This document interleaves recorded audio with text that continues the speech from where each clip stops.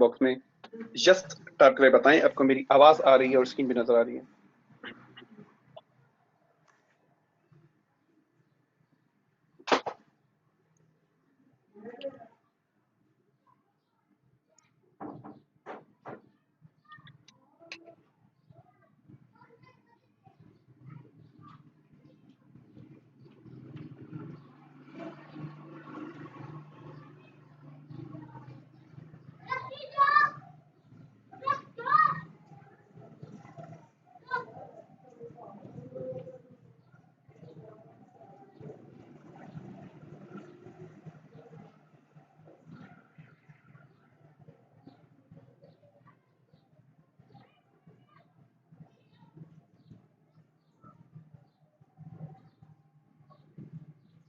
बहुत बहुत शुक्रिया। और भी कुछ लोग हैं, काफी हैं बल्कि काफी लोग हैं। जस्ट टाइप कर दें ताकि पता लगे आपको मेरी आवाज आ रही है और स्क्रीन भी नजर आ रही है।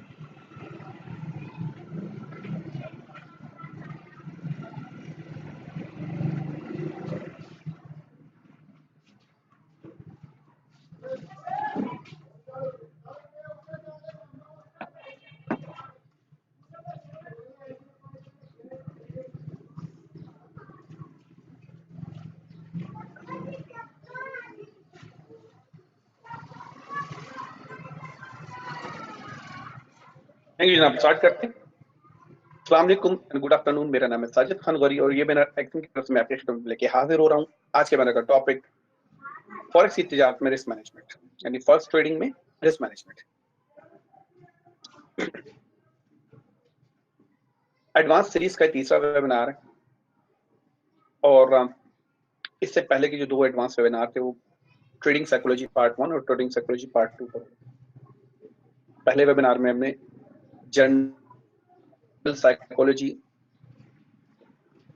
सीखी थी जिसमें यकीन की ताकत और कामयाबी नाकामयाबी के साइकिल पर बात की थी। दूसरे में हम स्पेसिफिकली ट्रेडिंग साइकोलॉजी बात की थी जिसमें हमने सीखा था कि अपने सबकॉन्शियस माइंड को कैसे ट्रेन करना हमारे लाशों को।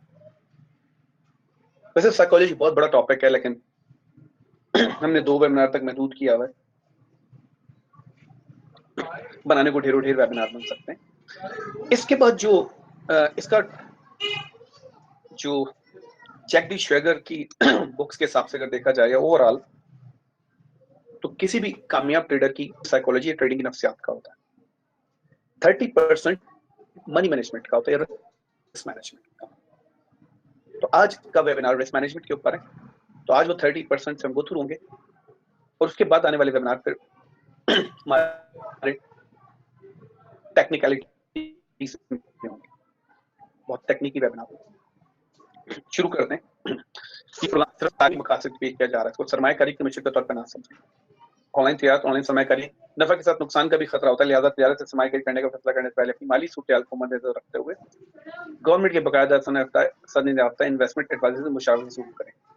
चार्ट पर दिखाए जाने वाले तजारती मौके माजी में रोनमा हो चुके हैं, उन्हें हालिया मार्केट के हालात मुश्किल का सामना नहीं करना पड़ता जिसमें लिक्विडिटी कमी एक बहुत बड़ी सियासी माशी के वजह से कभी ना आई और मार्केट में बहुत तेजी ला सकती शामिल हो सकती है। लिहाजा माजी की कारकर्दगी को मुस्तकबिल के नताज का ज़ामिन नहीं करार दिया जा सकता। इब्न अर्शद देख रहे हैं एक्शन की मिल्कियत है, इसे रिकॉर्ड करने की इजाजत नहीं तो बड़े मेहरबानी इसकी रिकॉर्डिंग ना करें।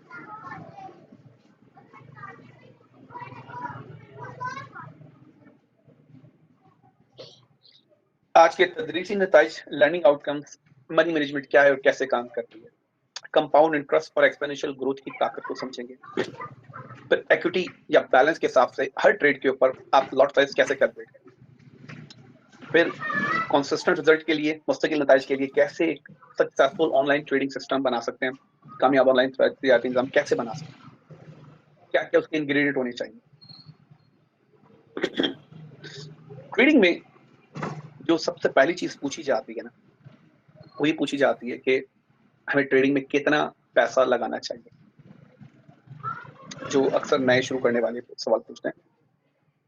अजान का वक्त है, सिर्फ 2 मिनट का ब्रेक लेंगे, उसके बाद अजान खत्म होती है तो शुरू करते हैं।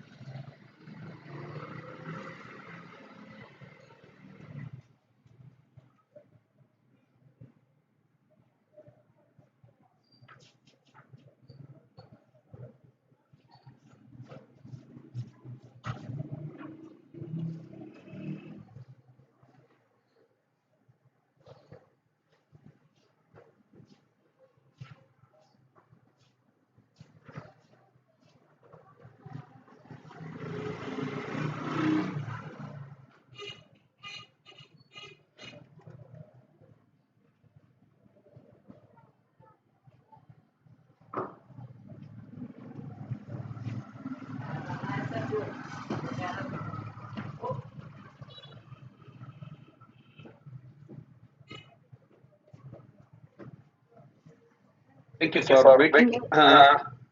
अमन वाजिद महमूद ने पूछा फंडामेंटल न्यूज को रीड करने कब तक आ जाएगा। सबसे पहले तो ये फंडामेंटल का वेबिनार नहीं है। वेबिनार से मुतालिक जो टॉपिक हो उसी से मुतालिक सवाल किया करें, गैर मुतालिक सवाल ना किया करें। फिर भी आपको ये बता दूं कि फंडामेंटल के वेबिनार्स आप देखें और साथ साथ बेसिक इकोनॉमिक्स फाइनेंस सीखें investopedia.com से, उसके जार्गन सीखें और टाइम जितना टाइम देंगे उतना जल्दी आ जाए। मुझे कहता सर क्या money management and forex trading का वेबिनार है जिसको हमने उर्दू में रिस्क मैनेजमेंट का नाम दिया। हाँ वही चीज़ है, मतलब रिस्क मैनेजमेंट के अंदर मनी मैनेजमेंट आती है। अकील हैदर कहते हैं वेबिनार को डाउनलोड करने की परमिशन दें। ठीक है, डाउनलोड आप लाइव अटेंड कर सकते हैं। वेबसाइट है investopedia.com। अच्छा जी, वापस आते हैं कि कितनी रकम चाहिए। तो सबसे पहले इसका ब्रॉड पर्सपेक्टिव देख लेते हैं, ब्रॉडली देखते हैं कि मतलब जो भी पैसा होता है हम उसे दो हिस्सों में तकसीम कर लेना चाहिए। एक तो हमारा असल सरमाया होता है, सारा सरमाया असल होता है, बट लेस से उसको हम प्राइम कैपिटल का नाम दें। ये वो रकम है जो आपको अपनी रोजमर्रा जिंदगी को बरकरार रखने के लिए दरकार हो। मिसाल के तौर पर घर आपका नहीं है तो आप घर का किराया देते हैं, खाना पीना, कपड़े, यूटिलिटी बिल, तालीमी अखराजात, मेडिकल के अखराजात, ट्रैवल एक्सपेंसेस वगैरह वगैरह। यानी हर माह आपको एक रकम दरकार होती है अपनी जिंदगी को मेंटेन करने। तो ये वो रकम है जो आप हर महीने आपको चाहिए ही चाहिए। इसके अलावा एक और रकम हमारे पास होती है जिसको हम रिस्क कैपिटल या अपनी बचत कहते हैं, या अगर हम उर्दू में लें तो खतरा मोल लेने वाला सरमाया, यानी ऐसा सरमाया जिस पर हम खतरा मोल ले सकते हैं, रिस्क ले सकते हैं। ये वो पैसे होते हैं जो जिसे हम बचत का नाम देते हैं, यानी एडिशनल अमाउंट। क्योंकि अगर ये नुकसान हो जाता है इसका, तो हमारी रोजमर्रा की जिंदगी पर असरअंदाज नहीं होती, हमारी जिंदगी वैसे ही चलती है। जो खास तौर पे हम कर्जे, जो सोचना कर्जे लेके हम ट्रेडिंग में लगाएं, ये याद रखें, कर्जा आपका कैपिटल नहीं होता। कर्जा लेके आप ट्रेडिंग में लगाओगे, सबसे बुरा नुकसान, सबसे बुरी बात क्या होती है? ये होती है कि ट्रेडिंग में बड़े बड़े नामी गिरामी ट्रेडर्स के भी एसएल हिट होते हैं, नुकसान करते हैं। ठीक है? तो ऐसा नहीं होता कि ट्रेडिंग में आपको हमेशा फायदा होगा। आप बहुत शानदार ट्रेडर भी क्यों ना हो, दुनिया के बेहतरीन से बेहतरीन ट्रेडर्स की भी एक्यूरेसी 60% से ज्यादा नहीं होती, 60%। कुछ ऐसे भी ट्रेडर हैं जो इंटरनेशनल लेवल पे पढ़ाते भी हैं, जस्ट 30% एक्यूरेसी। ठीक है, ट्रेडिंग में एक्यूरेसी 50% से ज्यादा एक्यूरेसी चाहिए होती है आपको पैसा बनाने के लिए। अगर 50% से कम है तो आपको रिस्क रिवॉर्ड रेशियो बड़ा करना पड़ता है, जो आगे जाके डिस्कस होगा। बहरहाल, बताने का मकसद ये है कि जो लोग कर्जा लेकर ट्रेडिंग में लगाते हैं, उन्हें लगता है कि ट्रेडिंग में लगा के गारंटेड पैसा बनेगा। प्रॉब्लम कहाँ आता है? पैसा बनता तो है, लेकिन लॉसेस वाले दिन भी आते हैं, लॉसेस वाले पीक भी आते हैं। जैसे ही कर्जे की रकम ने आपने ट्रेडिंग में लगाई और आपको लॉसेस हुए उसके ऊपर, वो आपकी साइकोलॉजी बदल देगा। अब आपको खौफ हो जाएगा कि यार, एक तो मुझे इसका किस्त भी पे करनी है और ऊपर से नुकसान भी हो गया। अब वो जो रिकवरी का रिकवरी का वर्ड जहन में आएगा ना, उसकी वजह से आप मजबूरन बड़ा खतरा लेने पर तैयार होंगे, और चांसेस हैं कि ये बड़ा खतरा लेते हुए आप अपनी ट्रेडिंग सही तरह नहीं करोगे, क्योंकि फिर मार्केट से बदला लिया जा रहा है। वो नुकसान में जाती है और नुकसान बढ़ते रहते हैं। उसके बाद कर्जा भी फिर हमारे पर उसको खत्म करने के लिए और कर्जा लेते हैं, और इंसान डूबता चला जाता है। तो ये याद रखिए कि चाहे ट्रेडिंग हो या कुछ सरमायाकारी, कर्जा लेके आप सरमायाकारी ना करें। ये रिस्क कैपिटल, तो रिस्क कैपिटल सिर्फ वो बचत होती है, वो हम पैसा लगा सकते हैं, क्योंकि जाया भी होगी तो हमारी रोजमर्रा जिंदगी पे असर नहीं पड़ेगा। क्योंकि ऐसे मैंने केसेस देखे हैं कि उन्होंने कर्जे लेके ट्रेडिंग में लगा दिया, फिर बाद में वो परेशान होते हैं कि बच्चों की स्कूल की फीस देने के पैसे नहीं बचे। तो ये याद रखिए, ट्रेडिंग इस तरह नहीं होती। तो आपने सिर्फ अपनी बचत को ट्रेडिंग में लगानी चाहिए। अब दूसरा सवाल ये आता है कि जब हम ये जान लेते हैं कि ट्रेडिंग में लॉसेस भी होते हैं और कोई गारंटी नहीं होती कि आप पैसा बने, तो एक हमारे जहन में एक सवाल उठता है कि जब ऑनलाइन तिजारत में, ट्रेडिंग में कोई यकीनी मुनाफा नहीं है, तो क्यों ऑनलाइन तिजारत करें? इसका सिंपल सा जवाब ये है कि इस दुनिया में कोई भी चीज यकीनी नहीं है, ना ये जिंदगी और ना ये जमीन। जल्द या बदेर हर चीज का खात्मा होना है, जो आज भी हो सकता है कल भी। लिहाजा कुछ भी यकीनी नहीं है, यानी हर चीज तकरीबन उम्मीद पे कायम। इस जिंदगी को, हमारी अपनी जिंदगी को कामयाबी से गुजारने के लिए हमारी जिंदगी को जो खतरात लाहक होते हैं, उन्हें हमें उनकी हमें अच्छे से तैयारी करने की जरूरत होती है। यानी इसको इंग्लिश में हम रिस्क मैनेजमेंट कहते हैं। अपनी लाइफ में भी हम रिस्क मैनेजमेंट कर सकते हैं। तो रिस्क मैनेजमेंट यानी खतरात की तैयारी करने का मतलब नहीं होता कि आप ये चाहें कि वो खतरात आपकी जिंदगी में आए ना, उससे गुरेज करें, बल्कि इसका मतलब ये होता है कि इनका खतरात का अच्छे से सामना करने के लिए इस तरह तैयारी करें कि जब ये खतरात सामने आए, तो उस खतरे में जो हमें नुकसान पहुंचाने के इम्कानात होते हैं, तो उसके इम्कानी नुकसान के असर को कम से कम करने के काबिल हो जाए। अब मिसाल देता हूँ, ये बात जो मैंने बताई इसका मकसद क्या है। यानी कोई भी काम हम करें ना, उसमें खतरात रहते हैं। एक छोटी सी बात बताता हूँ, आप बाइक चला रहे हैं, मोटरसाइकिल चला रहे हैं, क्या खतरा है? आप ये खतरा है कि आप गिर सकते हैं। आप कितनी भी अच्छी क्यों ना चला लो, कितनी भी आस्था स्पीड में क्यों ना चला लो, आपको कोई दूसरी कार, दूसरा बाइक वाला आके हिट कर सकता है और उससे आप गिर सकते हैं। गिरने पे क्या होगा? सर में चोट आती है और अमूमन बाइकर्स की जो डेथ होती है वो सर की चोट से होती है।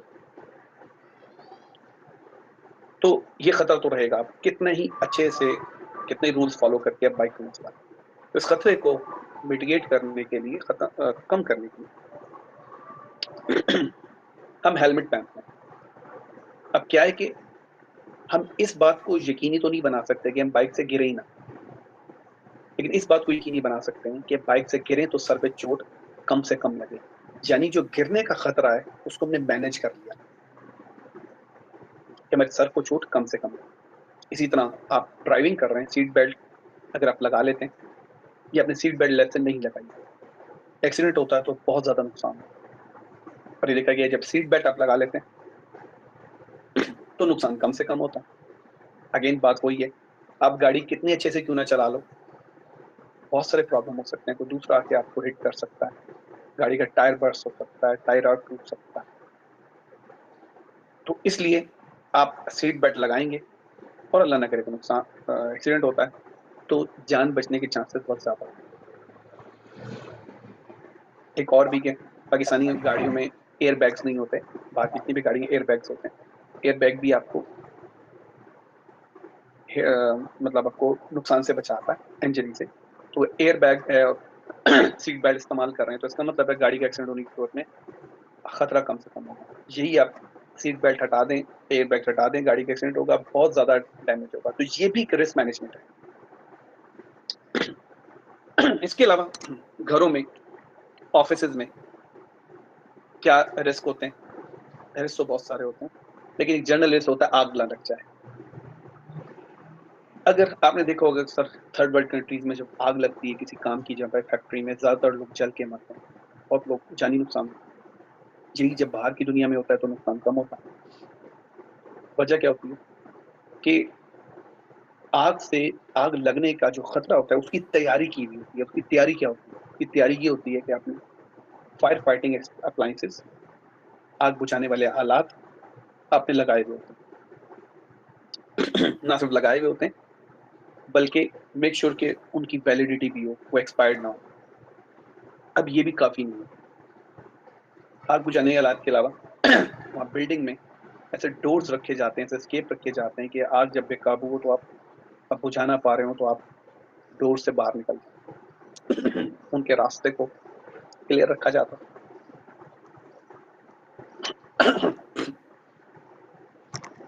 और सिर्फ इतना ही काफी नहीं होता, वहां पे जो काम करने वाले लोग हैं उनको बाकायदा इसकी मशकें कराई जाती हैं, ड्रिल्स कराई जाती हैं। जब मैं शिप पर हुआ करता था हमें हर हफ्ते ड्रिल कराई जाती थी।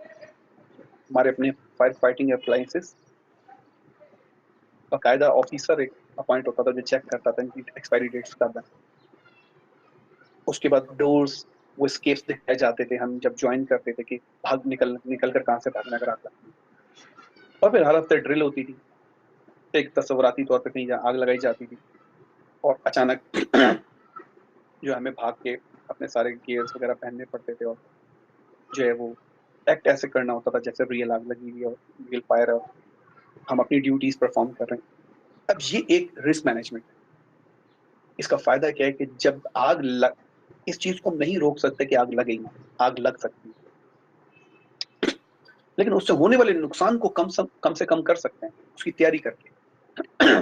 तो ये होता है कि जिस पे आग लगती है अमूमन बहुत जल्दी कंटेन कर ली जाती है। ये होती है रिस्क मैनेजमेंट। हमारी जिंदगी में, हमारे काम की जगह में, हर जगह ड्राइविंग करते हुए खतरात लाक होते हैं। उन खतरात को हम बिल्कुल नजरअंदाज नहीं कर सकते या हम ये कोशिश नहीं कर सकते कि खतरा हो ही ना, उसने कभी ना कभी निकल के सामने आना होता है। तो तरीका क्या होता है कि उसकी तैयारी करके रखो, तो उस खतरे में आपको नुकसान पहुंचाने की जो सलाहियत है वो सलाहियत कम से कम हो जाए, आपको नुकसान कम से कम हो। इसको रिस्क मैनेजमेंट कहा जाता है। तो रिस्क मैनेजमेंट, एक कामयाब जिंदगी गुजारने के लिए रिस्क मैनेजमेंट बहुत बहुत ज्यादा अहम है। तो जिंदगी के मुख्तलिफ शोबों की तरह से तिजारत या सरमायाकारी भी मुख्तलिफ नहीं है, इसमें भी खतरात होते हैं। अगर ये नहीं पता कि आपको इन खतरात की तैयारी कैसे करनी है, या तैयारी करते ही नहीं, तो क्या होगा? इस आपका लगाया हुआ सारे का सारा सरमाया डूब सकता है। जितना पैसा आपने ट्रेडिंग में लगाया सारे का सारा डूब सकता है। और ज्यादातर के साथ यही है। क्यों? क्योंकि वो रिस्क मैनेजमेंट में बिल्कुल जीरो होते हैं। उन्हें पता ही नहीं होता कि रिस्क क्या क्या रिस्क, ये तो पता होता है क्या क्या रिस्क इन्वॉल्व है कि पैसा डूब सकता है, लेकिन फिर तैयारी कैसे करनी है, यानी तिजारत कैसे करनी है उन खतरात को भांपते हुए कि हमें नुकसान ना हो या नुकसान कम से कम हो। मतलब ऐसा तो नहीं हो सकता कि बिल्कुल नुकसान ना हो, कम से कम हो। उसके लिए बाकायदा आपको सीखना पड़ता है। और आज का वेबिनार सिर्फ इसी पॉइंट पे। अच्छा, एक अंक के मुताबिक या बल्कि एक तहकीक के मुताबिक फॉरेक्स में 90% जो ट्रेडर्स होते हैं अपना सरमाया यानी अपना लूज कर देते, पैसा लूज कर 90% लूजर होते हैं। आपके ख्याल में अच्छी बात है बुरी बात? आपके ख्याल में कि 90% लोग जो भी फॉरेक्स ट्रेडिंग ज्वाइन करते हैं, ये फॉरेक्स ट्रेडिंग की रिसर्च है, और कहीं कहीं तो ये रेशो बहुत ज्यादा है। कई ब्रोकर्स तो 97% भी मतलब रिपोर्ट किया है कि 97% अच्छी बात है। अगर अगर 90% लोग पैसा लूज कर देते हैं ट्रेडिंग में, जी हाँ, ये बहुत बहुत अच्छी बात है। बज़ाहिर लगता है, शुरू शुरू में हमने सुना, बज़ाहिर लगता है कि बहुत बुरी बात है, लेकिन ये बहुत अच्छी बात है। क्यों? क्योंकि फॉरेक्स जो है एक जीरो सम गेम है। जीरो सम गेम क्या होता है? इसमें नया पैसा पैदा नहीं हो रहा होता, बल्कि पैसा अपने हाथ तब्दील कर रहा होता है। इसकी मिसाल अक्सर मैं सुना देता हूँ। लेट्स से कि आप 4 दोस्त हैं और आप वीकेंड है या वीकेंड लगा लें, और आप सोचते हैं चलो आज रात मिल के बैठते हैं, और हमारे यहाँ जो टर्म यूज की जाती है रत जगह करते हैं, और चलो ताश खेलते हैं। और जुए की नीयत से नहीं, जस्ट फॉर फन सब डिसाइड करते हैं चलो यार 100 100 रुपए या 1000 1000 रुपए जितना भी लगा लें, के साथ कार्ड्स खेलते हैं। अब ये एक सिर्फ मैं समझाने की खातिर बता रहा हूँ, ये मतलब ऐसा नहीं कि जुए की तरकीब है, जस्ट समझाने की खातिर बता रहा हूँ कि जीवन गेम होता क्या है। तो अगर 4 लोग हैं, ये आप हैं, और कमरे में तो टोटल टोटल कमरे में पैसा होगा 400 रुपए। अगर सारी रात भी आप कार्ड्स खेलते रहें और जब सुबह होगी तो पूरे कमरे में 400 रुपए ही होंगे। वजह क्योंकि नया पैसा पैदा नहीं हो रहा, बल्कि पैसा सिर्फ अपने हाथ बदलेगा। यानी ये हो सकता है कि सुबह हो तो आपके पास 250 रुपए हों, इनके पास 100 रुपए हों, इनके पास 50 रुपए हों, ये बिल्कुल जीरो हो चुकी है। यानी पैसे ने अपने हाथ बदले। अब जरा सोचें कि अगर ये तीन कोई पैसा लूज नहीं करते तो आपके पास कमाने के चांसेस कितने होंगे? जीरो। आप पैसा कमा ही नहीं सकते, समझ लो, फिर कोई लूज ही नहीं कर रहा। अगर ये एक बंदा लूज करता है पैसा अपने सारे, तो बाकी के पास क्या चांस होंगे? अब जो 100% चांस है वो डिस्ट्रीब्यूट कर दें, तो 33.33% सबके पास चांस होंगे कि वो इस ये जो बंदा लूज कर रहा है अपने पैसे, इसका पार्टनर बन सकता है। 33.33% सबके पास चांस होंगे कि कमाने के। अगर ये दूसरा भी लूज करता है तो इन दोनों के पास कितने होंगे? 50-50% चांस होंगे कमाने के। 100% को हमेशा डिस्ट्रीब्यूट किया जाता है। अगर ये तीनों लूज करेंगे तो आपके पास 100% चांस होंगे पैसा कमाने। तो जीरो सम गेम इस ये होता है कि जब कोई भी लूज नहीं कर रहा तो आप कमाने के चांसेस बिल्कुल नहीं है। अब 4 लोगों में बता रहा हूँ, अगर चौथा लूज कर रहा है तो आपके चांसेस बढ़ गए। एक बंदा लूज कर रहा है, 2 ने लूज किया और बढ़ गए, 3 ने लूज किया और बढ़ गए। इस हिसाब से अगर देखा जाए तो फॉरेक्स में जितने ज्यादा लोग पैसे लूज करेंगे, बाकियों के पास कमाने के उतने ही ज्यादा चांसेस। यानी जितना ज्यादा लोग पैसा लूज करेंगे उसने हाथ बदलने, और आप दूसरी तरफ हैं, तो समझ लो पैसा फिर आपकी जेब में आ गया। इतना ही ज्यादा कमाने का मौका होता है। तो 90% या 95% जो ट्रेडर पैसा लूज करते हैं, ये आपके लिए अच्छी बात है। उनके लिए तो अच्छी बात नहीं है जो लूजर हैं। आपके लिए अच्छी बात इसलिए क्योंकि आपको अब सिर्फ ये देखना है कि ये 90% अपना पैसे का नुकसान क्यों करते हैं। सिंपली आप वो गलती नहीं करें तो आप उस 10% अर्निंग क्लब में आए। आप 10% अर्निंग क्लब में आ जाएंगे। अब नुकसान ना करें, ठीक है। और वो कैसे आप पहचानेंगे नुकसान नहीं करें? आपको वजह पता होनी चाहिए कि क्यों नुकसान करते हैं। इनको हम 3 कैटेगरीज में तकसीम कर सकते हैं इस 90% को। इसमें सबसे पहले सबसे ज्यादा तो वो पब्लिक होती है जिनको ट्रेडिंग साइकोलॉजी और मनी मैनेजमेंट के बारे में या रिस्क मैनेजमेंट के बारे में कुछ भी नहीं पता होता। इनको जीरो नॉलेज होता है इन 90%। फिर दूसरा ग्रुप उन लोगों का रख सकते हैं कि जो इनके बारे में जानते तो हैं लेकिन उन्हें इसकी अहमियत का नहीं पता होता कि कितना इंपॉर्टेंट है।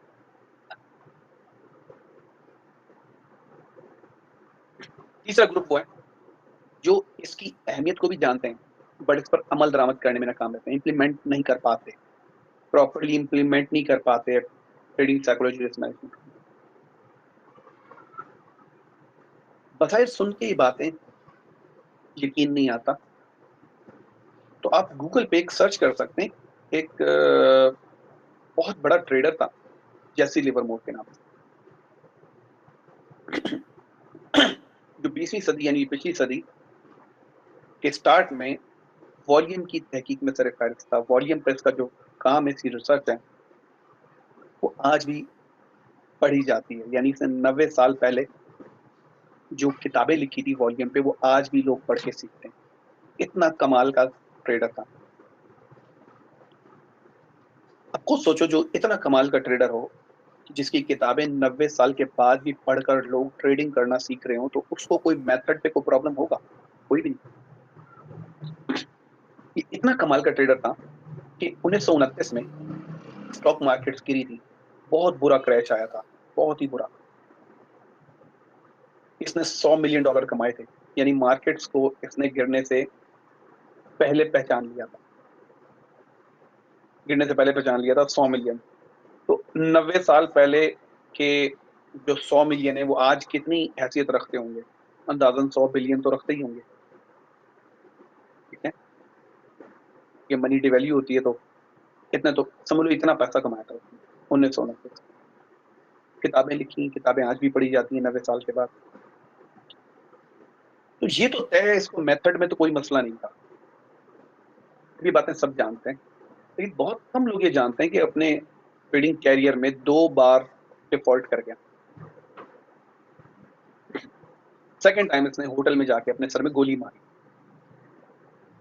पिछले वेबिनार में कोई मुझे अटेंडी बता रहा था इसके बेटे ने और पोते ने भी अपने आप को गोली मारी थी, वो भी ट्रेडर थे। मतलब सुन के अजीब सा लग रहा है, पता नहीं ये रियलिटी है नहीं है। बहरहाल इसका पता है कि जैसी लिवरमोर ने अपने आप को गोली मारी।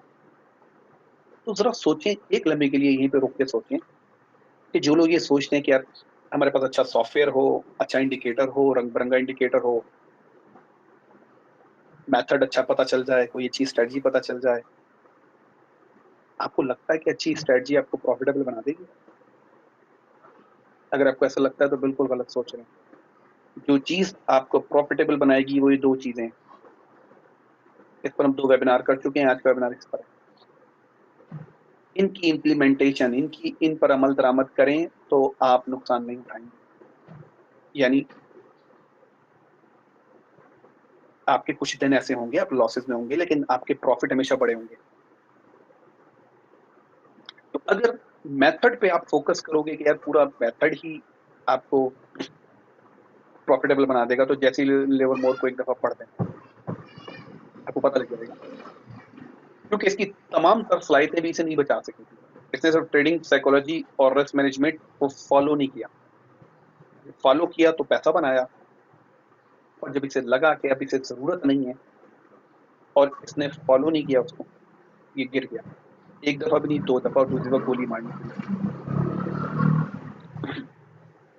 जैसे लिवर मोर का एक कोट है, मुझे बड़ा पसंद आता है कोट। ये कहता है कि मैंने जब भी पैसा लूज किया मार्केट में, मैंने उसी वक्त लूज किया जब मैंने अपने असूल तोड़े। तो ये कहता है जब मैं अपने असूल तोड़ता था तो मैं पैसा लूज करता था, जब मैं अपने असूल नहीं तोड़ता था मैं पैसा लूज नहीं करता था। बड़ी सिंपल सी बात। ट्रेडिंग साइकोलॉजी, रिस्क मैनेजमेंट, ये आपका मेन समझ लें आपके रूल्स बुक है कि आपने ट्रेडिंग कैसे करनी है। तो ये याद रखिए, जब इतना बड़ा ताजिर नहीं ठहर पाया तो मेथड क्या मायने रखता है। शुरू शुरू में हम भी मेथड को सब कुछ समझते थे कि यार कोई अच्छा सॉफ्टवेयर मिल जाए, कोई अच्छा इंडिकेटर मिल जाए। हमें पता ही नहीं था कि ट्रेडिंग है क्या। ना कभी किसी ने इस तरह बताया जिस तरह मैं आपको बता रहा हूं। हम इसे मैथमेटिकल वे में ले रहे होते थे कि फार्मूला पता चल जाए तो बस पैसा ही पैसा। ये नहीं किसी ने स्टाइल में सिखाया कि एक इम्कानात का खेल है, गेम ऑफ प्रोबेबिलिटीज। ठीक है, इम्कानात का खेल। अब इम्कानात का खेल होता क्या है, इसकी मैं एक बड़ी देसी सी एग्जांपल दूंगा जो मैं पहले भी दे चुका हूं, दोबारा देता हूं। इम्कानात का खेल होता क्या है, यानी ट्रेडिंग को आपको किस नजर से देखना चाहिए। आप अपने दोस्त से शर्त लगाते हैं कि आज बारिश होने और आसमान बिल्कुल साफ होता है, बादल का एक टुकड़ा नहीं होता, तो कितने इम्कानात हैं कि आप शर्त जीत जाएं। यकीनन बहुत कम, कह लो 5%। 0% इम्कानात कभी भी नहीं होते। वजह, ऐसा हो सकता है कि हमने धूप में भी बारिश होते देखी है, ऐसा होता है। हो सकता है कि आसमान साफ पड़ा हो लेकिन अचानक कहीं से बादल आए और बारिश होना शुरू हो जाए। तो 0% तो इम्कानात नहीं कह सकते, हम भी कह सकते हैं इम्कानात बहुत कम, 5% कि आप शर्त जीत पाओगे। ठीक है, तो उसके बाद अगर वहां पे सफेद बादल आ जाते हैं तो आपके शर्त जीतने के इम्कानात कितने होते हैं, बढ़ जाएंगे, प्लस से के 20% हो जाएंगे। वो बादल काले और गहरे हो जाते हैं तो कितने इम्कानात हो जाएंगे आप शर्त जीतो। आप कह लो कि 50-60% हो जाएंगे। ठंडी हवा चलना शुरू हो जाती है, अब कितने इम्कानात हैं, हम कह सकते हैं 70% हो गए, 80% हो गए। और एक अक्सर किसी करीब के इलाके में बारिश हो रही होती है तो मिट्टी की खुशबू आना शुरू हो जाती है, आपको उससे पता लग जाता है। हवा में मिट्टी की खुशबू आ जाती है, पता लग जाता है कि करीब के इलाके में बारिश हो रही है। तो मिट्टी की खुशबू आनी शुरू हो गई, अब बारिश के चांसेस कितने हैं, इम्कानात कितने हैं, 90% हो गए। 100% अभी भी नहीं है। ये हो सकता है कोई तेज हवा का झोंका आए और वो बादलों को ले जाए, लेकिन 90% तो हो गए ना इम्कानात। बस ट्रेडिंग यही है, यानी आपके सामने 4 सिचुएशन आएंगी। एक, साफ आसमान आएगा, आपने वहां ट्रेड नहीं लगानी। साफ आसमान आएगा, सफेद बादल होंगे, आपने वहां भी शर्त नहीं लगानी। आसमान होगा, उस पर काले बादल होंगे, आपने वहां भी शर्त नहीं लगानी। एक आसमान होगा, वहां पे काले बादल होंगे, ठंडी हवा चल रही है, मिट्टी की खुशबू हो रही, अब आपने ट्रेड लगाना। यानी आपने क्या करना है, ऐसे मौके का इंतजार करना है जहां इम्कानात बहुत ज्यादा हो कि ट्रेड आपके फेयर मूव करेगी, जहां बहुत ज्यादा इम्कानात हो। तो ये इम्कानात का खेल है कि जितने ज्यादा प्रोबेबिलिटीज अपने हक में जमा करें, जितने ज्यादा इम्कानात अपने हक में जमा करें, उतना ही ज्यादा प्रॉफिटेबल होंगे। तो इंतजार करना पड़ता है। तो इम्कानात का खेल है।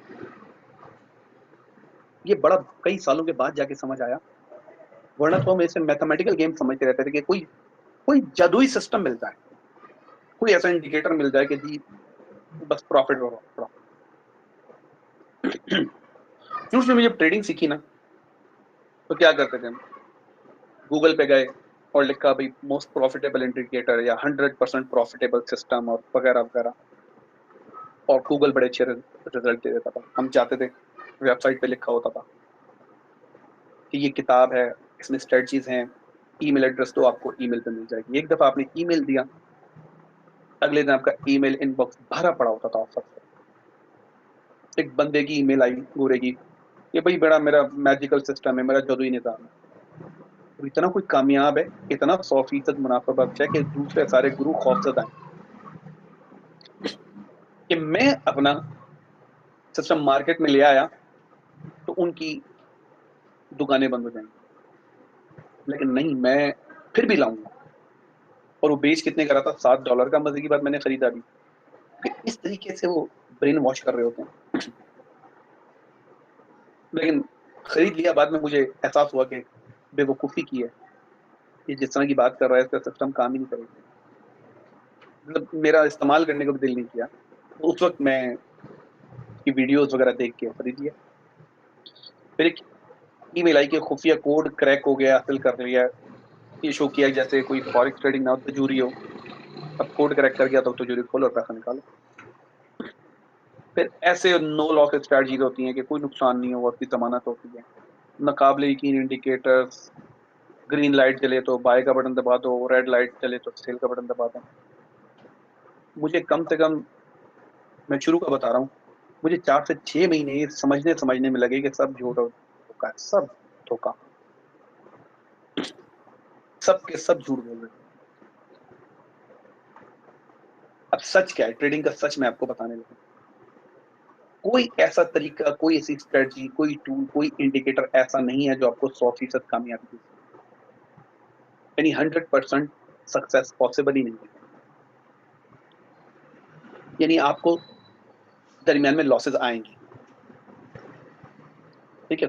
तो इसलिए ऐसा इंडिकेटर के पीछे भागना छोड़ दो, ऐसी स्ट्रेटजी के पीछे भागना छोड़ दो जो आपको 100% प्रॉफिट का वादा करती हो, या आपको लगता हो कि 100% प्रॉफिट देगी। ऐसी स्ट्रेटजी, इंडिकेटर या टूल ऐसा है ही नहीं जो 100% कामयाबी दे, क्योंकि तो इम्कानात का खेल है ना, कि इम्कानात अपने हक में जमा करोगे तो ही आप विन करोगे। एक लम्हे को सोचिए कि अगर ऐसा ये हकीकत होती, कोई ऐसा होता कि जो 100% मुनाफा बख्श सिस्टम होता, प्रॉफिटेबल सिस्टम होता, तो क्या आपको वो $7 में बेचता? नहीं। $99 में बेचता? नहीं। $1 मिलियन में बेचता? नहीं। यार अगर मेरे पास 100% प्रॉफिटेबल सिस्टम हो तो मैं आपको क्यों दूं? मैं बेचूं ही क्यों? मैं उससे क्यों ना पैसे कमाऊं? सेल क्यों करूं? अगर कोई ये दावा करता है कि मेरा सिस्टम में नुकसान होने की जमानत है, 100% है, वो झूठ बोलता है। उसे बेचने की जरूरत ही नहीं, क्योंकि वो अनमोल होगा। अच्छा, फिर अगर ऐसा सिस्टम बन भी जाता है तो जल्द या बदेर उसका क्रैक आ जाए, वो चोरी हो जाएगा। हो सकता है क्रैक आ जाए, तो अब मान लो सबके पास वो सिस्टम आ गया, सिस्टम ने बताया बाय, पूरी दुनिया बाय में बैठ गई। अब बाय बाय तो तब होगा जब कोई सेल कर रहा है, कोई सेल में है ही नहीं, तो बाय ट्रेड खुलेगी खुलेगी नहीं। जब बाइंग या सेलिंग बंद हो जाएगी तो मार्केट काम करना बंद कर देंगी, क्योंकि हर के किसी के पास वो सिस्टम होगा। जब कोई नुकसान नहीं करेगा तो कोई कमाएगा कैसे? अभी एक सिर्फ एक मैं मिसालें दे रहा हूँ। एक तो ऐसा सिस्टम होगा, वो बेचनी बचेगा नहीं, और दूसरा अगर हुआ और क्रैक हुआ तो मार्केट बंद हो जाएंगे। तो मार्केट की खूबसूरती है ही इसी में कि कोई सिस्टम ऐसा है ही नहीं। यही मार्केट के चलने की गारंटी और मार्केट की खूबसूरती इसी में कि कोई सिस्टम ऐसा ही नहीं। इसलिए ऐसा सिस्टम ढूंढना चाहिए जो 100% प्रॉफिट। अब एक और सवाल, जब कामयाबी का कोई 100% सिस्टम है ही नहीं तो पैसा कैसे कमाए? अब इसमें दो तरीके करते हैं। जब किसी खेल में आपके जीतने के इम्कान 100% नहीं होते तो इम्कानात का खेल गेम ऑफ प्रोबेबिलिटीज बन जाता है। जितने ज्यादा इम्कानात अपने हक में जमा करेंगे, जीतने के इम्कान उतने ही ज्यादा होंगे। यानी हम मौकों का इंतजार करेंगे, जहां इम्कानात जमा हो रहे हैं वो क्या, ये सारे मैं आज आगे वेबिनार में आपको सिखाऊंगा कि हाई प्रोबेबिलिटी ट्रेड, ज्यादा मुमकिनात वाले ट्रेड कैसे ली जाती है। दूसरा आप नहीं करना होता है, जब 100% इम्कानात नहीं है तो हम अपना सारा सारा पैसा या ज्यादातर पैसा नहीं लगाते। यानी ऐसा नहीं कि सारा पैसा उठा के लगा दिया या ज्यादातर पैसा उठा के लगा दिया, हम ऐसा नहीं करते, क्योंकि 100% गारंटी नहीं है ना। बल्कि हम रिकमेंडेड मिनिमम अमाउंट लगाते हैं, और वो आज मैं कैलकुलेट करना सिखाऊंगा आपको। कैलकुलेट करके हम फिर ट्रेडिंग करते हैं, और फिर बाकी काम हमने जो इम्कानात जमा किए थे ना, उनको अपने लिए वर्क करने देते हैं कि वो प्रोबेबिलिटीज हमारे फेवर में काम करें। तो दो काम करने अगर आपने ट्रेडिंग में पैसा कमाना। तो इसलिए मैं आपको जो ट्रेडिंग की हकीकत है वो समझा रहा हूँ। ठीक है, क्योंकि इसमें झूठ बहुत है और ट्रेडिंग की हकीकत ये है जो मैं आपको बताऊं। अब एक और चीज देखते हैं, कंपाउंड इंटरेस्ट और एक्सपोनेंशियल ग्रोथ, ये क्या है? आपने अल्बर्ट आइंस्टाइन का नाम तो सुना होगा। ये वो साइंसदान था, जर्मन साइंसदान था, बाद में अमेरिका चला गया था हिटलर से तंग आके। इसने नजरिए इजाफियत की थ्योरी दी थी, थ्योरी ऑफ रिलेटिविटी, जिस पर अमेरिकन ने काम करके एटम बम बनाया और जापान पर एटम बम मारा 1945 में। इतनी तबाही हुई थी, तब से हर बंदा ये समझता है कि एटॉमिक पावर दुनिया की सबसे पावरफुल फोर्स है, बट वो खुद साइंसदान कहते हैं कंपाउंड इंटरेस्ट कायनात की सबसे ताकतवर तरीन फोर्स है। ताकत, कुवत। कंपाउंड इंटरेस्ट कैसे काम करता है, आइए मैं आपको बताऊं। हकीकी जिंदगी की मिसाल लेते हैं। ये मुझे किसी ने बताया था कि गांव देहात में ये कोई वाक्य हुआ था। गांव देहात की इकोनॉमी जो है ना, वो फसलों पे बेस करती है, शहर की तरह नहीं होती। फसलें उतरती हैं, हर किसी के पास पैसा होता है, लोग पैसा खर्च करते हैं।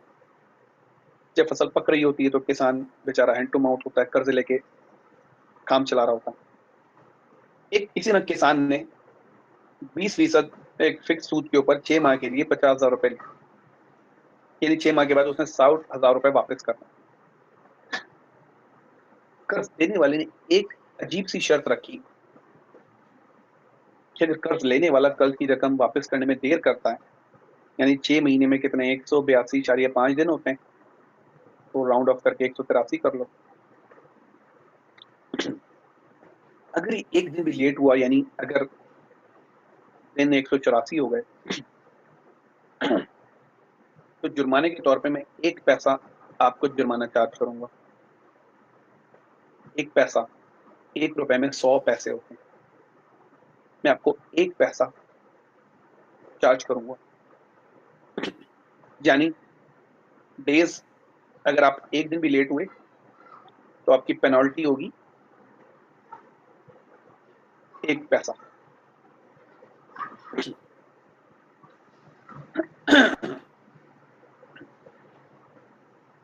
आ, मेरी आवाज सबको सही आ रही है?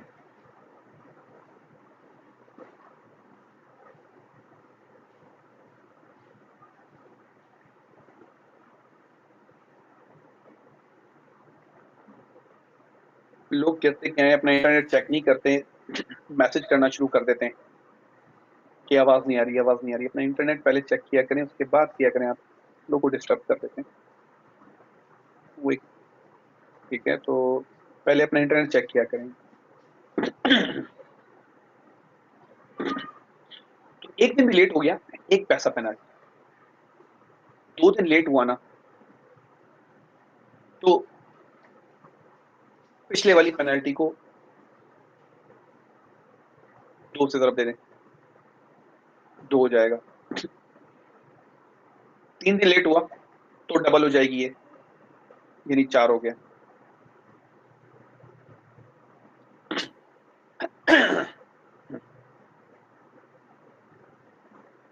ठीक है,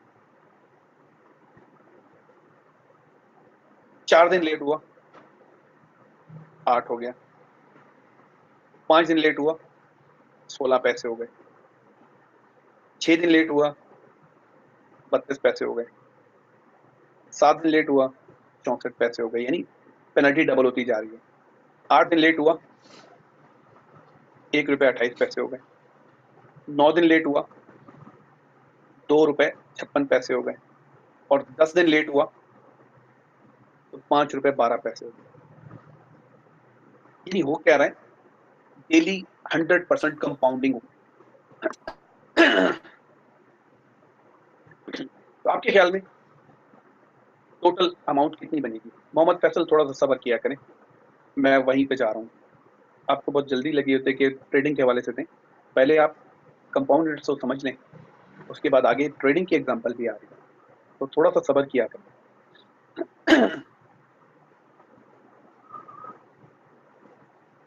आगे से आगे जंप ना किया करें कि मुझे समझा दें समझा दें, वो सारी चीजें आ रही होती हैं, बट मुझे एक फ्लो के साथ चलना होता है।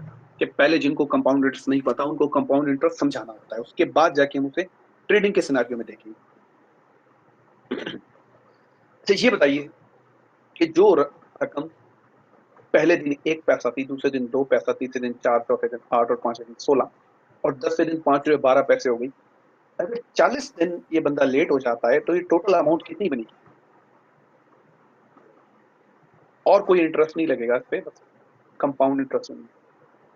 आपके ख्याल में 40 दिन कितना अमाउंट बनेगी?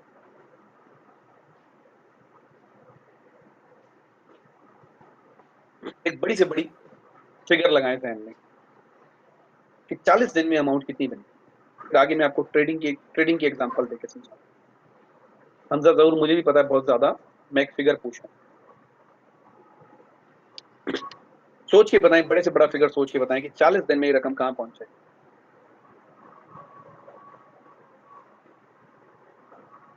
एक बड़े से बड़ा फिगर बताएं जो आपको लगता है। मैं आइडिया लेना चाह रहा हूँ। बिलियन, हमजा जहूर कहते हैं 80,000। और कोई? लियाकत अली अंजुम कहते हैं 2,40,000। हमजा जहूर, लियाकत अली अंजुम आपकी सोच से भी कहीं ज्यादा जाए। जैसे मालिक हुसैन ने कहा 40वें दिन आप ये घर पे कैलकुलेट कर लीजिएगा। मैंने कैलकुलेट किया है। ये 5 अरब और 20 करोड़ की रकम बनी। 5 अरब और 20 करोड़। जी हाँ, जो पहले दिन 1 पैसा था, दूसरे दिन 2 पैसा हुआ, तीसरे दिन 4 हुआ, चौथे दिन 8 हुआ, पांचवें दिन 16 हुआ। वो 40 दिन में वो रकम 5 अरब 20 करोड़ पे जाके रुकी। अंदाजा कर लें आप कंपाउंड इंटरेस्ट की ताकत क्या क्या चीज है कंपाउंड। ठीक ने कहा था मेहनत की सबसे ताकतवर फोर्स है। आइए देखते हैं कि ट्रेडिंग में ये चीज कैसे काम करती है। अब ट्रेडिंग के ऐसे बैकग्राउंड में पहले मैं आपको लॉट साइज समझा दूं, क्योंकि यही चीज कैलकुलेट हो रही है आगे ट्रेडिंग सिनारियो में।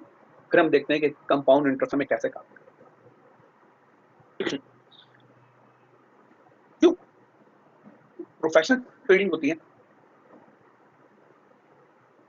प्रोफेशनल ट्रेडिंग की दुनिया में के ऊपर जो एक प्रैक्टिस है, एक मेयार बनाया हुआ है, वो एक 1% या इससे भी कम रिस्क लेते हैं। 1% या इससे भी कम रिस्क लेते हैं, ये एक स्टैंडर्ड है। तो आइए मैं आपको बताता हूँ कि आपके अकाउंट में कितनी रकम होती है तो आपको लॉट साइज क्या सिलेक्ट करना चाहिए। ये बड़ी आसान सी कैलकुलेशन है, मैं बड़ा ठहर ठहर के बताऊंगा, आपने रिपीट नहीं करना। ये बड़ा सिंपल सी कैलकुलेशन है। हम मिसाल लेते हैं कि आपके अकाउंट साइज है 10,000। आपके अकाउंट में $10,000 पड़ा हुआ। अब म्यार क्या है? 1%।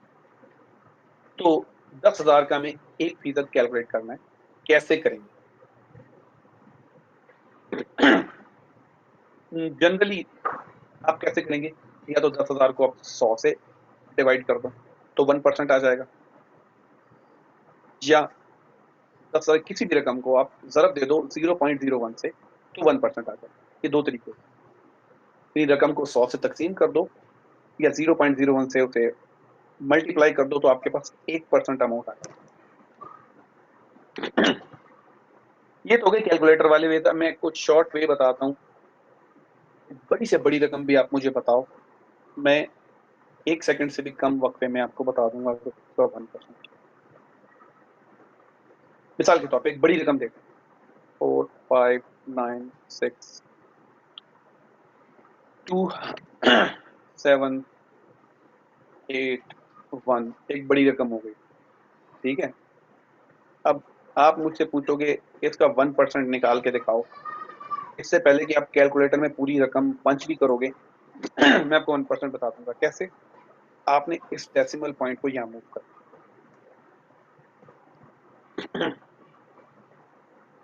ये 1% होगी। किसी भी रकम में इशारिया को 2 डिजिट लेफ्ट पे मूव कर दो, वो 1% हो जाएगा। आइए देखिए 10,000 का कैसे 1% निकलता है। ये 10,000 हो गया ना। तो 10,000 को हम ऐसे भी लिख सकते हैं। अगर मैं यहां मूव कर दूं इसे, तो कितना हो जाएगा? $100। तो 1% सबसे पहला काम लॉट साइजिंग में क्या होता है? 1% मालूम करना। उसका मैंने आपको शॉर्टकट बता दिया कि 2 डिजिट इधर मूव कर दो, 1% आ जाएगा। इस मिसाल में हमारे अकाउंट में $10,000 मौजूद है।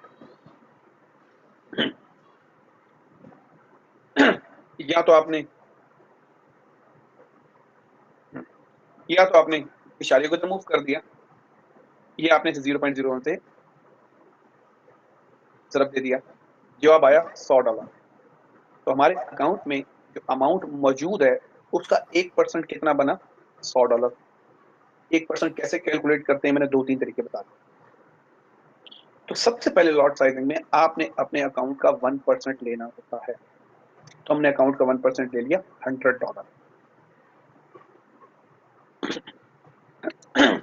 अब दूसरा स्टेप क्या होता है कि आप जो भी मेथड यूज कर रहे हो ना, जो भी स्ट्रेटजी यूज कर रहे हो, मेथड या स्ट्रेटजी आपको बताती है कि आपका एसएल कितना बड़ा लगेगा। या कि जो टेक्निकल एनालिसिस के वेबिनार है उनमें आपको समझाऊंगा कि एसएल कितना बड़ा लगाना चाहिए। तो रिस्क मैनेजमेंट आपको नहीं बताती कि आपको एसएल कितना बड़ा लगाना है। रिस्क मैनेजमेंट आपको ये बताती है कि एसएल लगाना है, कितना बड़ा लगाना है, ये आपको मेथड बताता है, स्ट्रेटजी बताता है। हर स्ट्रेटजी में अलग अलग हिसाब बताता है, टाइम फ्रेम के हिसाब से। तो मिसाल ले लेते हैं कि हमारे मेथड ने हमें एसएल बताया, एसएल है जी 48 पे। हम 2 पे स्प्रेड शामिल करेंगे तो टोटल हमारा एसएल बन जाएगा 50 पे। अब एग्जांपल दे रहा हूँ। 30 पिप भी हो सकता है, 20 पिप भी हो सकता है, 80 पिप भी हो सकता है। इट डिपेंड्स कि आप कौन सा मेथड यूज कर रहे हो और कौन सा टाइम फ्रेम। तो मिसाल ले रहा हूँ कि 50 पे पैसे, तो मैंने यहाँ 50 पे पैसे नहीं आ रहा, डिवाइड किया, जवाब आया $2। यानी जो ट्रेड अभी मैंने डिटेक्ट की है उस पर अगर मैं $2 पर पिप लगाऊं और मार्केट जाके मेरा एसएल हिट करती है तो मुझे नुकसान होगा $100 का, जो कि मेरे अकाउंट की सिर्फ 1% रकम है, 1%। यानी जो लॉट साइजिंग है या रिस्क मैनेजमेंट आपको ये नहीं बताती कि आपको प्रॉफिट कितना होना है या कितना प्रॉफिट लेंगे, वो मेथड आपको बताते हैं।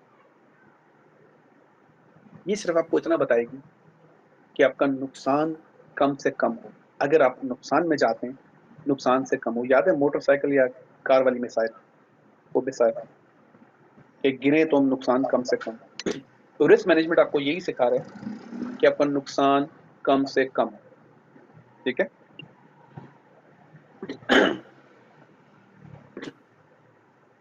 नुकसान आपको कम से कम हो। आमिर सुहेल, आप खुद कैलकुलेट कर लें अमाउंट रख के। मैंने आपको बहुत आसान, ये पहली क्लास का बच्चा होता है ना, ये मैथमेटिक्स को पढ़ाया जाता है पहली या दूसरी क्लास में, जमा तफरीक ज़रब तकसीम, ये आपको खुद आना चाहिए। ठीक है, पहली क्लास के बच्चे को ये मैथ पढ़ाया जाता है। तो सबसे पहले क्या किया, अकाउंट का 1% सेलेक्ट किया। मेथड ने हमें बताया कि आपका एसएल कितना बड़ा है, 1% की रकम को ऊपर रखा, एसएल को नीचे रखा, डिवाइड कर दिया, जवाब आया $2। अगर मेरा एसएल 25 पिप का होता तो जवाब आता $4। तब बोला $2 लगाने के लिए 0.2 की लॉट इस्तेमाल की जाती है, 4 के लिए 0.4 की लॉट इस्तेमाल। तो लॉट साइज की कैलकुलेशन मकसद क्या है? इसका मकसद प्रॉफिट मेकिंग नहीं है, सिर्फ और सिर्फ इस सारी कैलकुलेशन का मकसद इतना है कि जब भी आपको आपका एसएल हिट हो, आपको नुकसान हो, तो अकाउंट का 1% नुकसान हो, 1% से ज़्यादा आपको नुकसान नहीं फ्लैट का मतलब ये होता है कि 1% से आपको ज़्यादा लॉस नहीं होना। आइए देखते हैं कि ये चीज़ कंपाउंड इंटरेस्ट के साथ और 1% की चोरी के साथ ट्रेडिंग में कैसे काम करता है। मिसाल में 10,000 का अकाउंट लेंगे और अगर हम मुसलसल विन कर रहे हो या मुसलसल लूज कर रहे हो तो ये रिस्क मैनेजमेंट हमारी मदद किस तरह करेगी, आइए देखते हैं।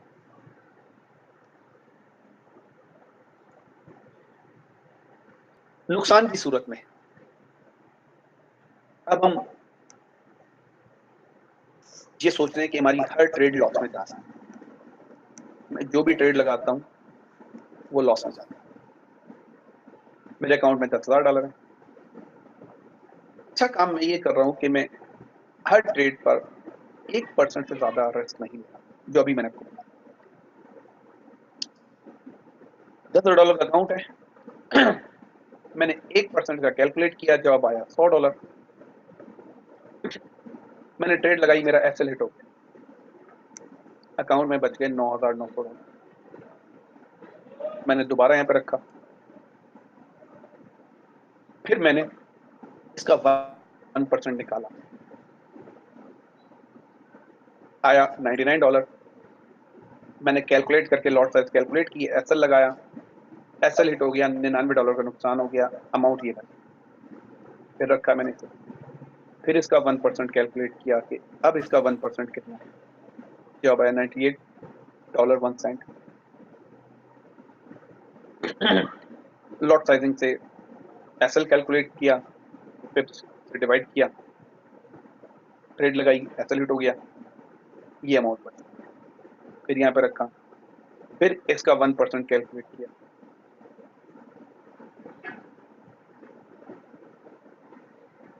फिर ट्रेड लगाई, फिर एसएल हिट हो गया, ये अमाउंट बच गई, फिर से यहाँ पे रखा, फिर इसका 1% कैलकुलेट किया, ये अमाउंट बनी $96 और तकरीबन 6 सेंट, एसएल लगाया, एसएल हिट हो गया। यानी इस सिनारियो में मेरी हर ट्रेड पर एसएल हिट हो रहा है, लेकिन क्योंकि मैं लॉट साइजिंग कर रहा हूँ, प्रॉपर रिस्क मैनेजमेंट कर रहा हूँ, तो 1% से ज्यादा का नुकसान नहीं होता। आपके ख्याल में मेरा अकाउंट कितनी ट्रेड में उड़ जाना चाहिए, फुल हो जाना चाहिए, अकाउंट में कोई पैसा ही ना बचे, कितनी ट्रेड? याद रहे कि मैं हर ट्रेड में 1% का रिस्क ले रहा हूँ, मुझे 1% का नुकसान है। कितनी ट्रेड में मेरा अकाउंट उड़ जाना चाहिए? रशीद उलमैन कहते हैं 100, अकील अली मोहम्मद कहते हैं 100+9, अकील हैदर कहते हैं 99 नहीं, सारा जफर 100 ट्रेड नहीं, जेबुन सकीमा बिल्कुल सही कहा, कभी नहीं हुए। जी सूरज ने सही कहा, जरा देखें 50 ट्रेड में 6050 रह गए, 100 ट्रेड में अकाउंट नहीं उड़ा, $3,660 भी बच गए, 200 ट्रेड में अकाउंट नहीं उड़ा, 500 ट्रेड में भी अकाउंट नहीं उड़ा। आप सोचोगे ये कैसे पॉसिबल है?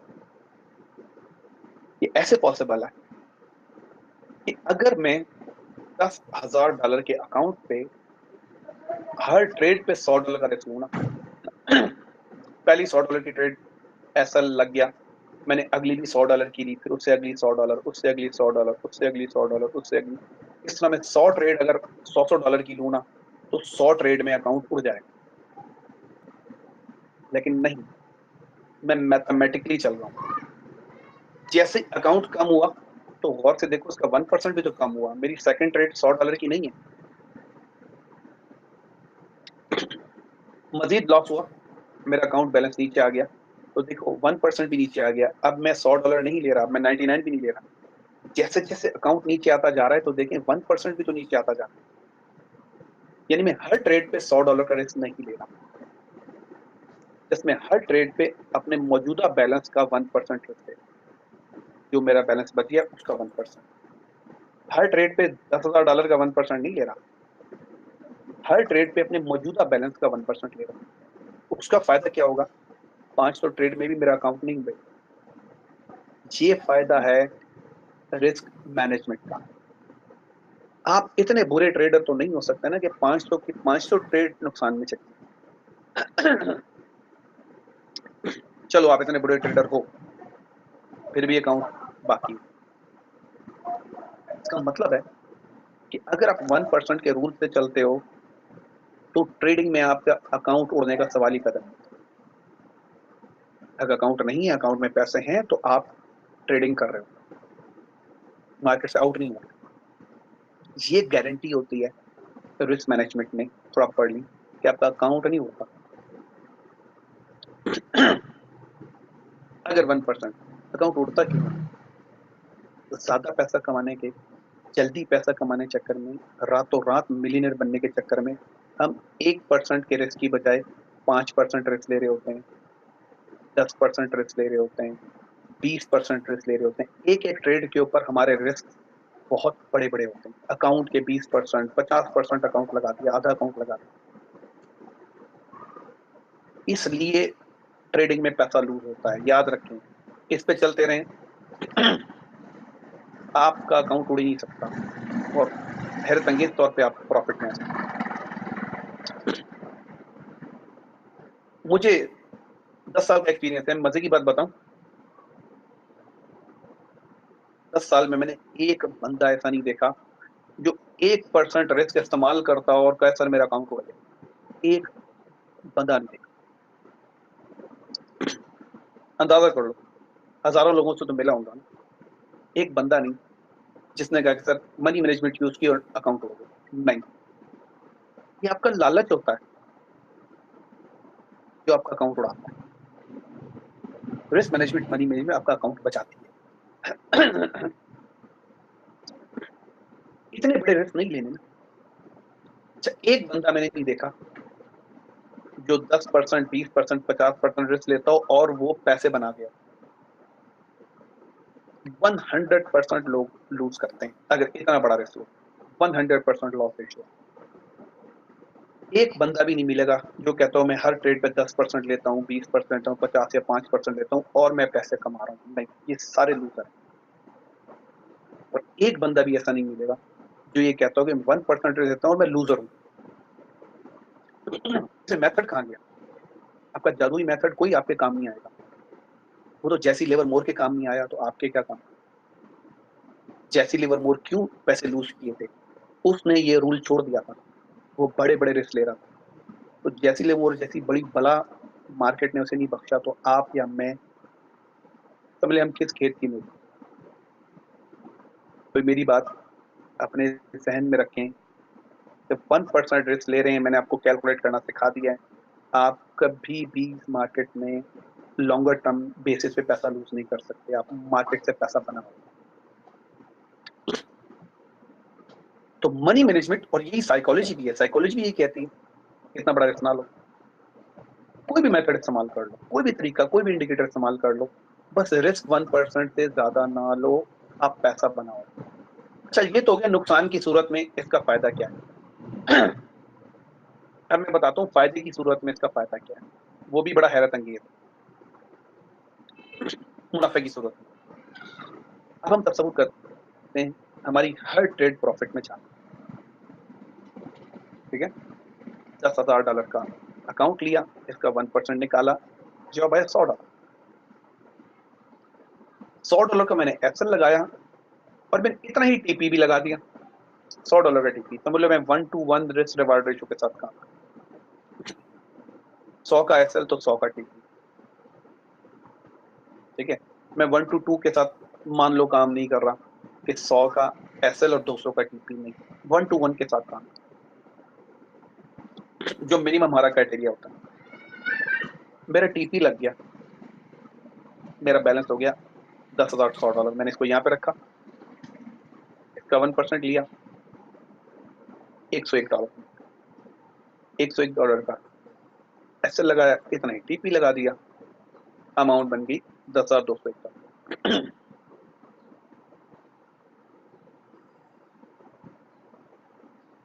10,201 डॉलर लिया, इसका 1% निकाला, देखो 1% ही बढ़ता जा रहा है। अब हो गया $102, $102 का एसएल लगाया, $102 का टीपी लगाया, टीपी हिट हो, यहाँ पे रखा, 1% लिया, 103, 1% ही टीपी हिट हो गया, 1% का एसएल, 1% टीपी, ये अमाउंट बन गई। यहाँ पे रखी, इसका 1% लिया, देखो 1% ही बड़ा होता जा रहा है, $104 हो गया। इतना ही एसएल रखा, इतना ही टीपी रख दिया और टीपी हिट हो गया। अब जरा देखिएगा मुनाफे की सूरत में ये 1% आपको कहाँ लेके जाता है। 50 ट्रेड में $16,000, 100 ट्रेड में 27,000, 200 ट्रेड में 73,000, काफी नहीं है, ठीक है। 500 ट्रेड में 14.5 लाख, 1.44 मिलियन। यानी अगर आप $10,000 से अकाउंट खोलें, एग्जाम्पल दे रहा हूँ, और 1% का रिस्क लें और 1 to 1 की ट्रेड करें तो 500 ट्रेड आपको मिलियनर बना सकते हैं। एक एग्जाम्पल, ठीक है, कि हमें काम किस तरह करना चाहिए।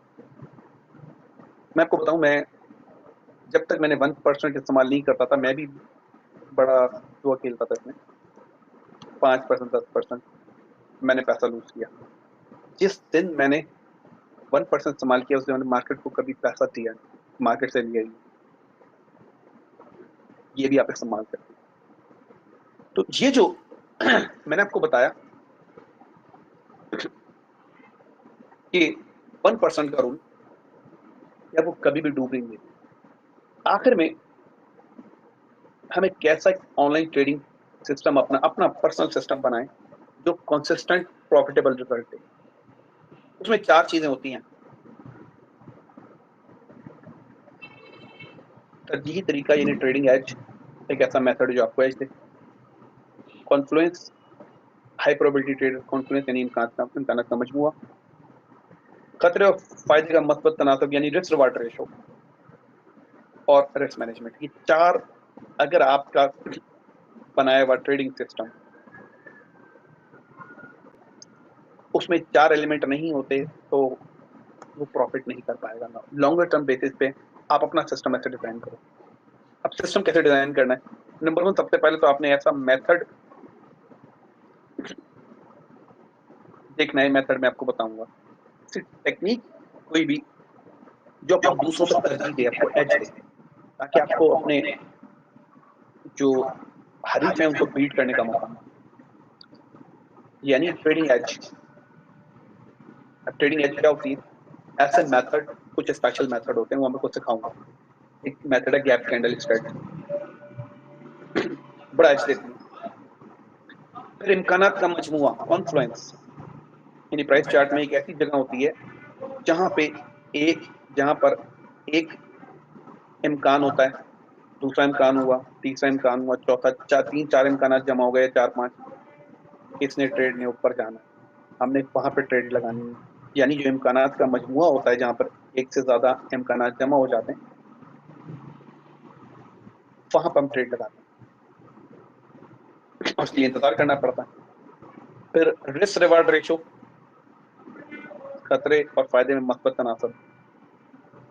आप अगर आप देख रहे हो, आपका मेथड आपको बता रहा है कि यार 20 पिप का एसएल है, तो टीपी कम अज कम 20 पिप होना चाहिए, ठीक है। यानी अगर एसएल 20 पिप का है तो टीपी मिनिमम 20 पिप का होना चाहिए। इसको कहा जाता है 1 to 1 रिस्क रिवार्ड रेशो, यानी 1 गुना एसएल तो 1 गुना टीपी। अगर आप लगा रहे हो ना 20 पिप का एसएल और 10 पिप का टीपी, तो ये नेगेटिव रिस्क रिवार्ड रेशो बन जाता है, 1 to 0.5 हो जाता है। यानी आप ज्यादा खतरा ले रहे हो और मुनाफा कम ले रहे हो। तो कम से कम आप वहां ट्रेड लगाओ जहां पे आपको 20 पिप का टीपी हिट होता हो ना, वरना आपको क्या करना चाहिए? 20 पिप का एसएल, 30 पिप का टीपी, या 20 पिप का एसएल, 40 पिप का टीपी, या 20 पिप का एसएल, 60 पिप का टीपी। यानी रिस्क रिवार्ड रेशियो आपका पॉजिटिव होना चाहिए, मिनिमम 1 to 1 होना चाहिए। नहीं, कम से कम इतना हो कि जितना खतरा, जितना रिस्क ले रहे हो, फायदा उतना ही, उससे ज्यादा ना बनाना चाहिए। तो रिस्क रिवार्ड रेशियो आपका पॉजिटिव होना चाहिए और स्ट्रिक्ट रिस्क मैनेजमेंट करें। हर ट्रेड पे 1% या उससे कम रिस्क, पर मिसाल के तौर पे आपने 1 ट्रेड लगा दी, 2 लगा दी, 3 लगा दी, 4 लगा दी, तो टोटल 5% से जितनी भी ट्रेड चल रही होंगी, 5% से ज्यादा रिस्क नहीं होना चाहिए, यानी मिला के जितनी भी ट्रेड चल रही है टोटल 5% से रिस्क ज्यादा नहीं होना चाहिए। मार्केट में कभी भी न्यूज आती है, तहलका मच जाता है। तो अगर आपने 4-5 ट्रेड चल रही हैं और 5% से ज्यादा नहीं है, तो आपको नुकसान 5% का होगा, जो रिकवरेबल है। इससे ज्यादा चल रहा हुआ रिकवर करना मुश्किल हो जाएगा। तो अगर आपके ट्रेडिंग सिस्टम में चारों एलिमेंट हैं, आपका सिस्टम आपको कंसिस्टेंट रिजल्ट ये बना यहीं पे खत्म हुआ। अब मैं आपके सवाल लूंगा, अपना फीडबैक इस पर जरूर दीजिएगा।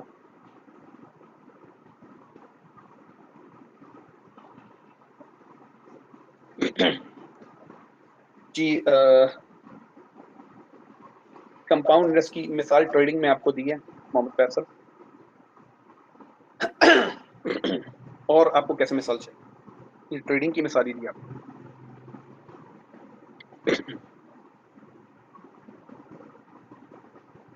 शेख जमान कहते हैं, सर मिनिमम अपना अकाउंट का कितना % ग्रो कर सकते हैं? 3 से 5% पर मंथ आसानी से पॉसिबल है अगर आप अच्छे ट्रेडर हैं। नेगेटिव रिस्क रेशियो गैम्बलिंग होगी। गैम्बलिंग नहीं, उसका मतलब आपको अपने मेथड पे भरोसा ही नहीं। इम्कानात को किस तरह पहचाना जाता है? अब्दुल बरोही ये आगे के वेबिनार में सिखाऊंगा। मतलब कहते हैं नो सर। क्या मतलब नो सर? अली मोहम्मद मीरबर कहते हैं some classes on how to read news and detect market direction. बिल्कुल ऐसे ही है। फंडामेंटल की जो क्लास है ना, अली मोहम्मद मीरबर फंडामेंटल के वेबिनार होंगे, उनमें न्यूज को रीड करना सिखाया। मोहम्मद अली एक बार कह रहे हैं अगर $100 का अकाउंट हो तो उस पर तो एसएल बहुत इस्तेमाल होगा, क्योंकि 1% $1 बनेगा। अब उसके लिए मोहम्मद अली मीरबर एक्सएम का अकाउंट है, माइक्रो अकाउंट, वो खोल लो। तो $100 पे भी आप बहुत छोटी लॉट लगा सकते हो। $1 का मतलब 10 पिप नहीं होगा, उसमें $1 100 पिप का भी एसएल लगे तो $1 का नुकसान होगा। मतलब इतनी छोटी लॉट लगा सकते हो। अगर एक्सएम का माइक्रो अकाउंट खोलो और $100 डालो, इतनी छोटी लॉट लगा सकते हो कि 100 पिप का एसएल हिट हो जाए तो $1 का नुकसान हो। अगर $100 पे आपने रिस्क मैनेजमेंट करनी है तो आपको माइक्रो अकाउंट खोलना पड़ेगा। जो कहते हैं माशाल्लाह sir, another great lecture sir, like psychology of trading, bundle of thanks, welcome. जनाब रशीद रहमान कहते हैं सर एसएलटीपी लगाने का तरीका कब सिखाएंगे? आने वाले वेबिनार। आगे वेबिनार अटेंड करते रहें, बहुत सारे वेबिनार्स हैं। उसमें बताऊंगा।